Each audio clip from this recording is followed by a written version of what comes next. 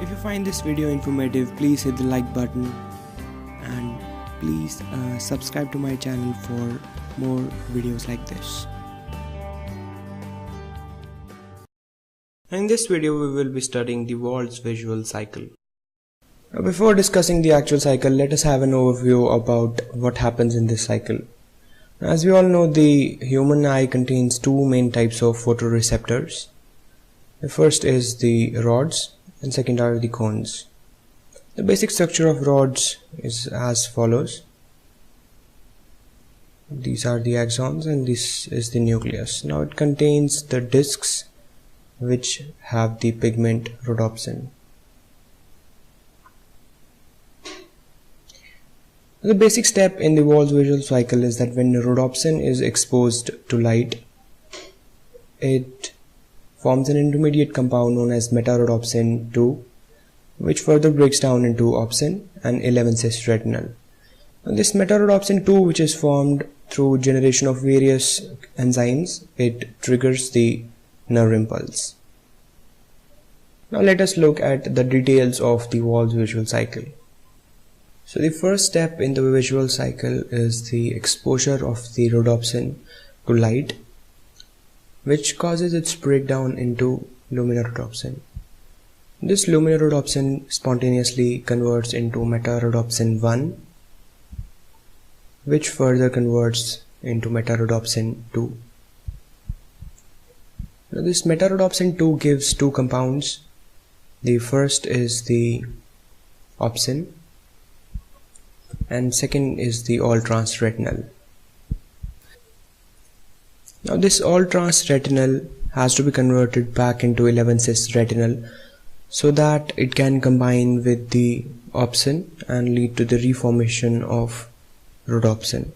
Now, this conversion occurs through two main pathways, the first of which operates in the eye. The all-trans retinal is converted into 11-cis retinal by the enzyme retinal isomerase, and this 11-cis retinal combines with opsin and forms rhodopsin. The second pathway which operates is in the liver. Now here the enzyme is the alcohol dehydrogenase. The all-trans retinal is converted into all-trans retinol, and this is converted by the enzyme isomerase to 11-cis retinol, which is acted upon again by the alcohol dehydrogenase and converted into 11-cis retinal. Now the next important thing to know is how the nerve impulse is generated through this cycle. Now the question which arises here is, how does metarhodopsin lead to the generation of nerve impulse? Now for understanding this, let us understand how the various ion channels are distributed on a rod cell. This is the axon and these are its terminal knobs, and this is the nucleus. The first major type of the ion channels which are located in the rod cell are the sodium-potassium ATPase pump. The main function of this pump is to pump out the sodium ions and pump in the potassium ions. This creates a state of electronegativity inside the rod cells. Another major type of the ion channel are the ungated potassium leak channels.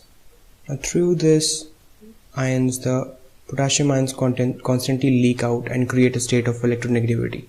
Now, another ion channels are the gated sodium channels, through which there is a constant entry of the sodium inside the rod cell.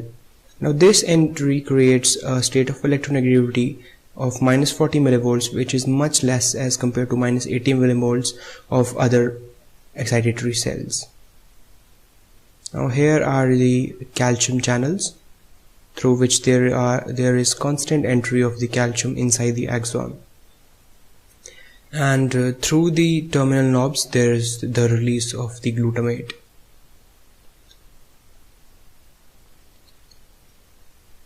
Now this metarhodopsin 2 causes activation of a regulatory protein known as transducin. This transducin causes activation of the enzyme phosphodiesterase. This phosphodiesterase enzyme causes the conversion of cyclic GMP to 5-GMP, and the concentration of the cyclic GMP decreases due to this step. Now, since the cyclic GMP is essential for the opening of the gated sodium channels, due to the decrease in the cyclic GMP concentration, the sodium channels close, and this leads to the decreased entry of sodium in the rod cells and their concentration decreases. Since there is a constant efflux of potassium ions through the leak channels, there is excess negativity inside the cells, and this leads to the hyperpolarization of the rod cell. This hyperpolarization causes the closure of the gated calcium channels. Now, since this calcium is essential for the release of the glutamate through the terminal knobs, the release of the glutamate stops, and due to the decrease in the release of the glutamate, there is the generation of the electric potential in the bipolar cells, and further conductance follows.